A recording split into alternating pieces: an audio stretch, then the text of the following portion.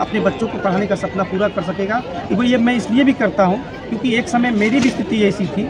मैं तो बहुत ज़्यादा नहीं पढ़ा लिखा हूँ, लेकिन जब मैं एक बार अपने बच्चे का एडमिशन कराने गया तो मैं सिर्फ इतना ही गलती कर दिया कि टीचर ने मुझसे पूछा कि आप क्या करते हैं। मैंने कह दिया कि मैं गरीब आदमी हूँ, ठेला लगा करके अंडा बेचता हूँ। उसी समय मेरे बच्चे का एडमिशन नहीं हुआ। मुझको ऐसा लगा कि बड़े स्कूल में या बड़े विद्यालय में गरीब के बच्चों के लिए कोई जगह नहीं होती है। या तो वो प्रिंसिपल उस लायक समझता नहीं है, या तो शिखर जी, जो 21 जोड़ों की जो यहाँ शादी हो रही है, क्या उनसे कोई चार्ज भी लिया गया है कि ऐसे फ्री में?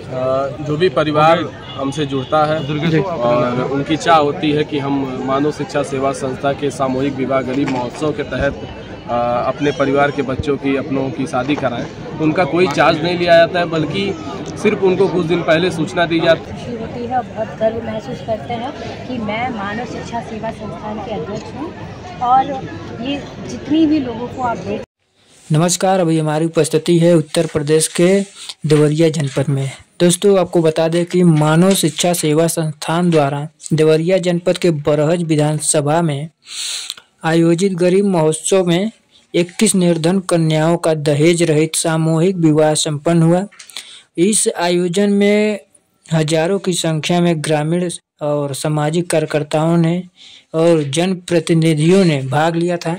आइए, क्या मेन उद्देश्य है इनका, जो इस 21 सामूहिक विवाह कार्यक्रम को कराने वाले हैं, क्या उनका उद्देश्य, आइए जानते हैं उनसे।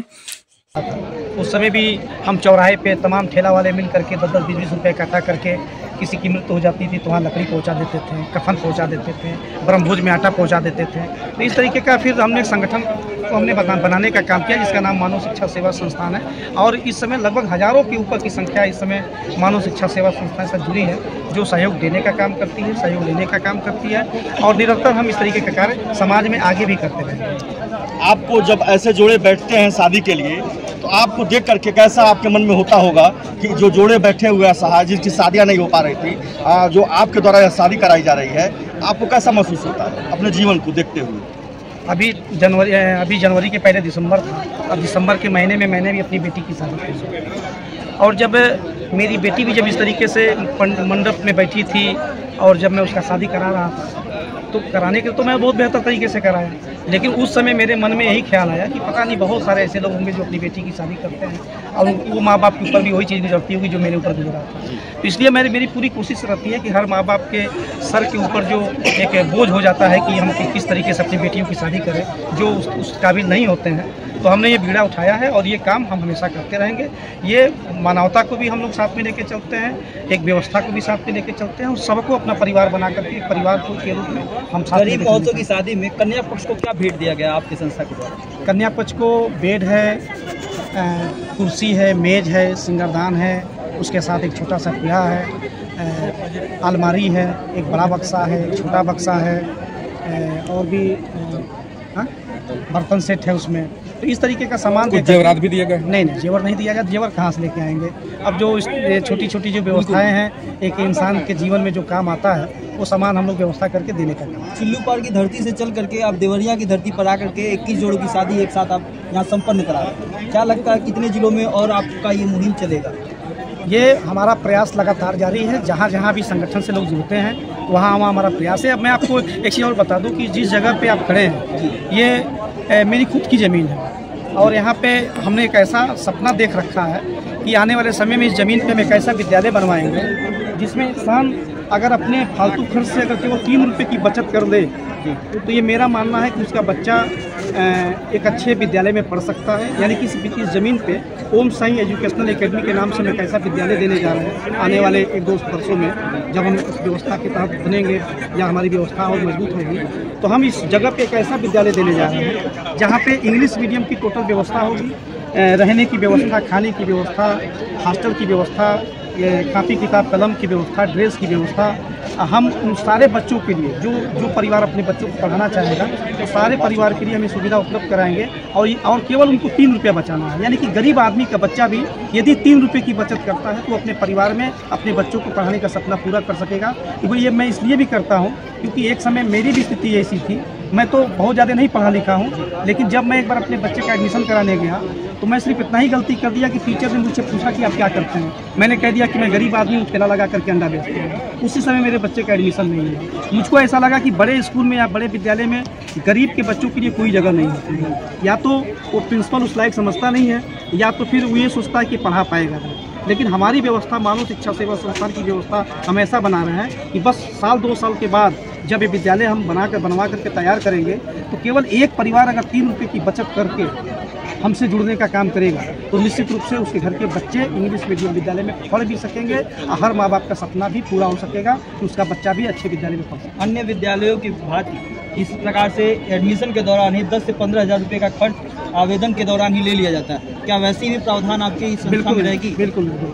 हम सिर्फ उनको अपना सदस्य बनाएंगे यदि वो 3 रुपया एक दिन का बचत करने का अपने अंदर क्षमता रखते हैं। जैसे आमतौर पे तो हम खर्च करते हैं, सिगरेट पीते हैं तो 15 रुपया खर्च हो जाता है, गुटखा खाते हैं तो 12 रुपया खर्च हो जाता है। हमारे समाज में नशे की आदि आजकल युवा बढ़ चढ़ करके एक तरह से वो हिस्सा भी ले रहे हैं, क्या वो पूरी तरीके से चपेट में आ चुके हैं। ऐसी चीज़ों को भी हम जागरूकता अभियान चलाते हुए हम यही बताते हैं कि जो आप खर्च करते हैं उसमें से बचत करिए 3 रुपये की और संस्था से जुड़िए। और हम संस्था के माध्यम से इस तरीके का व्यवस्था भी करते हैं, सामूहिक विवाह, साथ में हम विद्यालय की व्यवस्था करने जा रहे हैं जिसमें बच्चे पढ़ सकते हैं बिना किसी एक्स्ट्रा बोझ के पढ़ सकते हैं। और कौन नहीं चाहता कि उसका बच्चा अच्छे स्कूल में ना पढ़े, लेकिन कहीं ना कहीं कुछ कमियां हमारे अंदर भी होती है और हमारे सोच में भी होती है जो हम शायद सोच नहीं पाते हैं या अपनी कमियों को हम दूर नहीं कर पाते हैं, जिसकी वजह से हमारा बच्चा पढ़े। संस्था में अगर इसी बीच में शिखर जी भी हैं, मैं इनसे पूछना चाहूँगा कि जो आपके पिता इस मार्ग पर चल रहे हैं आपको कैसा लगता है देख करके? सबसे पहले तो आप सभी पत्रकार बंधुओं का हृदय की गहराइयों से स्वागत है। देवरिया बेलडार चौराहे के बगल में 12 दीक्षित चौराहे से 2 किलोमीटर आगे ये बढ़िया हरदो ग्राम सभा में आज जो कार्यक्रम हम लोगों ने आयोजित कराया है, जिसका नाम मेरे पिता श्री आलोक कुमार गुप्ता जी ने, जो वार्ड नंबर 46 के जिला पंचायत सदस्य हैं और मानव शिक्षा सेवा संस्था के प्रबंधक पिताश्री जी ने इस कार्यक्रम का नाम रखा गरीब महोत्सव। और आप सभी को जानकारी होगा कि इस कार्यक्रम को हम पिछले महीने से कराने का काम कर रहे हैं, यानी जनवरी 2025 से, और इस कार्यक्रम का दूसरा महीना फरवरी 2025 में, आज 24 फरवरी को ये कार्यक्रम हम लोग करा रहे हैं। और वाकई में जब भी किसी परिवार का मदद कीजिए, जब भी किसी गरीब असहाय लोगों का मदद कीजिए, न सिर्फ शादी करा करके बल्कि उनके घर पे ब्रह्मभोज में उपस्थित होकर के उनके घर पे किसी भी सुख और दुख में जब उनके साथ हम लोग चलने का काम करते हैं तो दिल से एक बड़ी खुशी मिलती है कि आज हमने एक नेक काम किया है, एक अच्छा काम किया, जिससे क्षेत्र को एक ऐसा संदेश जाता है कि क्षेत्र में जो भी लोग हैं, जो भी व्यक्ति किसी भी धंधे में या किसी भी तरीके से 2 पैसा कमाता है, वो भी क्षेत्र में चल के लोगों की सेवा कर सके। जिस तरीके से हम अपने संस्था के तहत लोगों को कहते हैं कि आप एक दिन का 3 रुपया बचाइए और हम आपके साथ चलने का काम करेंगे, उसी तरीके से काफ़ी अच्छा लगता है कि जब हम किसी परिवार का मदद करते हैं और वो परिवार हमारे भी साथ चलने का काम करता है, हमसे कंधे से कंधा मिला के चलने का काम करता है और वो परिवार हमें भी मजबूत करने का काम करता है। और क्षेत्र के लोग भी आपकी मदद करने के काम करते हैं। उस चीज़ को देखते हुए जब आप पहुंचते होंगे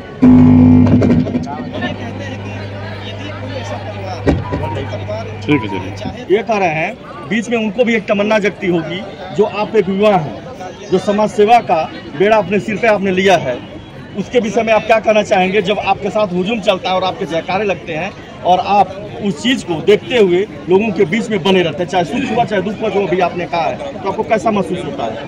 देखिए, जैसा मैं बता रहा था कि जब हम लोग किसी ग्राम सभा में किसी क्षेत्र में जाते हैं, किसी की मदद करते हैं और एक सूचना पे हमारे उस क्षेत्र के भाई, हमारे उस क्षेत्र की माताएं बहनें, युवा बुजुर्ग सभी लोग जो है कि वहाँ उपस्थित होकर के हमारे हौसले को बढ़ाने का काम करते हैं। आप देख सकते हैं आज के ही दिन भले यहाँ 21 जोड़ों की शादी हो रही है, लेकिन आप देख सकते हैं हज़ारों की संख्या में यहाँ माताएं बहनें उपस्थित हैं, हज़ारों की संख्या में बड़े बुजुर्ग युवा साथी उपस्थित हैं। और इन्हीं लोगों का देन है जिस तरीके से हमें सपोर्ट करते हैं, अपना आशीर्वाद देते हैं।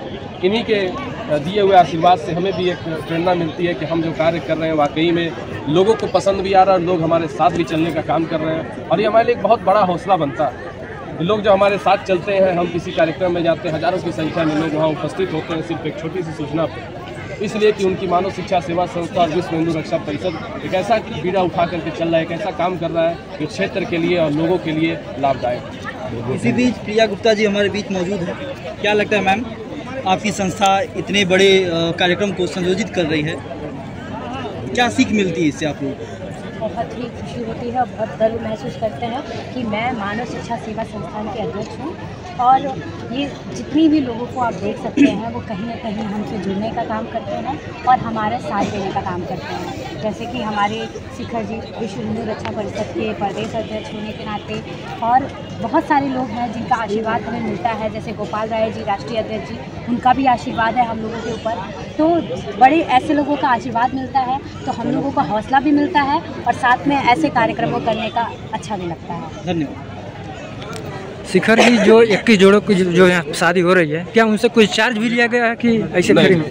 जो भी परिवार हमसे जुड़ता है और उनकी चाह होती है कि हम मानव शिक्षा सेवा संस्था के सामूहिक विवाह गरीब महोत्सव के तहत अपने परिवार के बच्चों की अपनों की शादी कराएं, उनका कोई चार्ज नहीं लिया जाता है, बल्कि सिर्फ उनको कुछ दिन पहले सूचना दी जाती है कि फला दिन फला जगहों पे आपका विवाह कराया जाएगा, फला बजे तक आपको पहुंचना है, समय से पहुंचना है, अपने लोगों को साथ पहुंचना, अपने माता पिता के साथ पहुंचना है।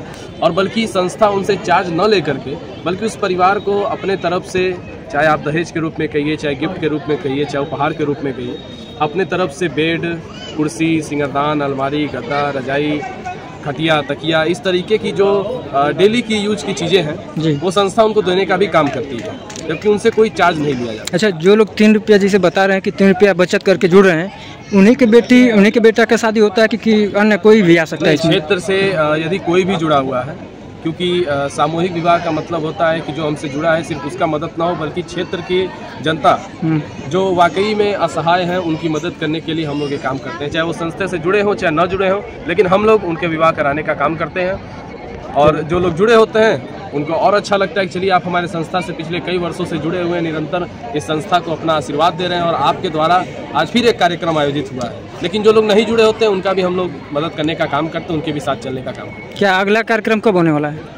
अगला कार्यक्रम मार्च के महीने में होने वाला है। आप सभी लोग इस चैनल से जुड़े रहिए, हमारे चैनल से भी जुड़े रहिए, मानव शिक्षा सेवा संस्थान के चैनल जुड़े रहिए, शिखर गुप्ता समाज सेवी के नाम से चैनल है, उस चैनल पे जुड़े रहिए। उस चैनल पे सूचना मिलते रहेगी आप लोगों को कि अगले महीने में शादी किस दिन होने वाली है। जिस तरीके से हम लोग जनवरी के महीने में ये फैसला लिए थे कि फरवरी के महीने में हम 24 फरवरी को शादी कराने का काम करेंगे, जनवरी में हमने 31 जनवरी को कराने का काम किया, तो इसी तरीके से अब इसके बाद हमारी ये कार्यक्रम समिति, हमारे संस्था के सभी सदस्य, कोर कमेटी हमारी बैठती है, उसके बाद से निर्णय लिया जाता है कि अगले महीने में शादी किस दिन होगी और फिर चैनल के माध्यम से क्षेत्र की जनता को, सभी समाज को ये सूचना दिया जाता है। चलिए, बहुत बहुत धन्यवाद सर।